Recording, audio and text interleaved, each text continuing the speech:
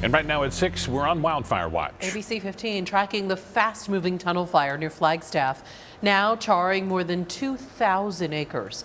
Tonight, the governor declaring a state of emergency as the fire grows, ripping through high country communities, forcing hundreds out of their homes. Our team tracking it all to bring you team coverage. Live on the ground and taking you beyond the fire lines as conditions are changing with the tunnel fire. We're near the tunnel fire where, as you can see, people are evacuating their pets. There's a long line back there of folks just waiting to come on in. Plus, high winds a big concern for fire crews tomorrow as wind advisories and high wind warnings go back into effect. We will carefully get to it all for you tonight, starting with our Faye Fredericks. She's setting up our live team coverage right there near the fire lines just north of Flagstaff tonight. Yeah, guys, despite another day of really gusting, intense winds up here in the high country, fire crews really doing a tremendous job holding the flames back. That fire only growing an additional 800 acres overnight. It started back along the tree line there at the base of the San Francisco Peaks behind me, burning north and northeast. The governor issuing a state of emergency today. That frees up money and other resources for fire victims. More than 24 structures have been lost, including a number of homes and virtually all of Sunset Crater National Monument. Though the visitor center, I can tell you, has been saved. There is no containment right now on the flames, but right now they are burning into less populated areas. Tonight, we're getting our first look behind the front lines of the fire. Our Nicole Grega picks up our live team coverage from here. And Faye, a big part of the firefight today. Today was the first day helicopters could get in the air to fight this fire from above. This has been the focus area north of Sunset Crater. New video from the front line of the tunnel fire. This is my 28th fire season. Cameras rolling as we got to see up close how crews are fighting this fire, focusing on cooling hotspots. Preston Mercer has been on this fire since day one. The environment is not very friendly. It was blowing 70 miles an hour. Rocks were hitting everybody in the face. It was very smoky, and we're working directly in the heat. These guys are working incredibly hard. It's within the burn scars, though, that Richard Ernst has learned through a picture that his family lost their vacation home. It was our paradise home, and we cried.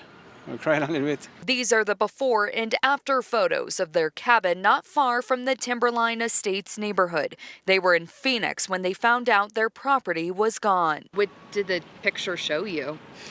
It's totally gone. Yeah, there's nothing left, and the trees around are gone, and yeah, it's down to the ground. There's no structure left.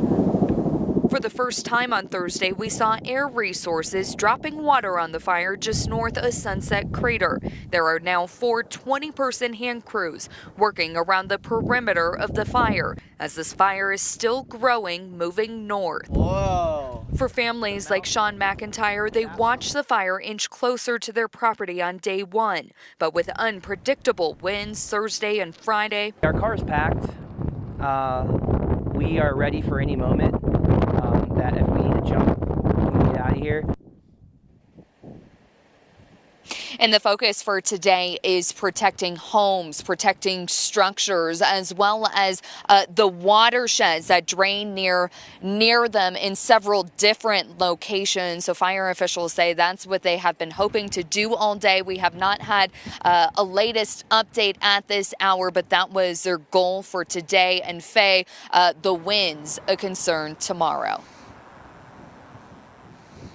Yeah, Nicole, thank you. Let's bring in Chief Meteorologist Amber Sullins now. And Amber, you warned us the winds were going to be an issue today. It would be a rough one up here wind-wise, and it is definitely the case. It is really gusting this evening. Yeah, and the red flag warnings up there, Faye, until 8 o'clock tonight. Wind gusts now at 36 miles per hour in Flagstaff, but that is the reading at the nearby airport. And what we've seen all along with the location of this tunnel fire is stronger wind gusts in that area as winds accelerate down the San Francisco Peak. So that's going to continue to be an issue. There's those red flag warnings till 8 p.m. I want to take you through the overnight forecast here, because even after those red flag warnings expire at 8 p.m., wind gusts could still hit 40 to 50 miles per hour where that fire is burning. We'll drop to 43 there overnight. Tomorrow hit 52 during the day, so a much cooler daytime forecast, but a wind advisory throughout the day and gusts near 50 miles per hour in the forecast tomorrow. So that's the bad news. The good side of this is that moisture will be increasing, temperatures will be dropping, and there is a chance for rain and snow. So if we can get some of these rain and snow showers over the fire, that would be a big help. Faye, winds do look to back off a bit over the weekend, but will stay breezy in that area both Saturday and Sunday. All right, Amber, thanks. And we are just off of Highway 89 here north of Flagstaff. It is shut down in this area if you're heading north, as most of the roads are, if you go back into the burn area, those are all shut down, as well as utility crews work to try to seal off any potential gas leaks and restore the power to the homes that are still standing.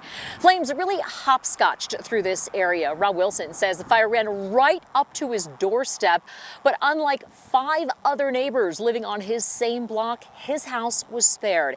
He tells us many neighbors here want answers after being told the fire was out Sunday. Tuesday morning, I was hiking just past the wood line and saw the smoke really building fast. So obviously it wasn't. And so our concern is who declared that out and what's going to be the consequences now of the fact that clearly it wasn't. Yeah, Wilson says the fire was moving so fast that those ready, set, go orders came almost simultaneously, leaving he and his wife with just enough time to hitch a trailer, load their horses, and grab a computer out of their house before evacuating. They expect it to be another few days before the power is restored and they can get back into their home. But unlike so many others, at least they can say they do have a home to go back to.